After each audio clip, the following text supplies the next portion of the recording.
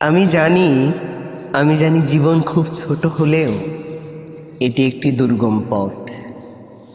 পায়ের নিচে সরু সাঁকো, ধরবার জন্য হাত কিংবা হাতলও নেই। হাতল ভেবে কোথাও হাত রাখলে ভেলকি বাজির মতো ভেনিস হবে সেও। পিছলে গেলেই পড়ে যাব, হাত ভাঙবে, পা ভাঙবে, এমনকি রক্তকরণ হবে মস্তিষ্কের।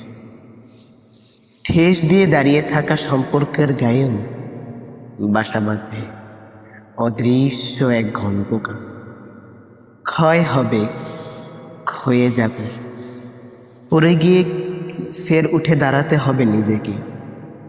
আমি তাই আমি তাই নিজের সীমাবদ্ধতা সামনে এনে শুধুমাত্র সাহায্য প্রার্থনা করি অসীম সত্তার।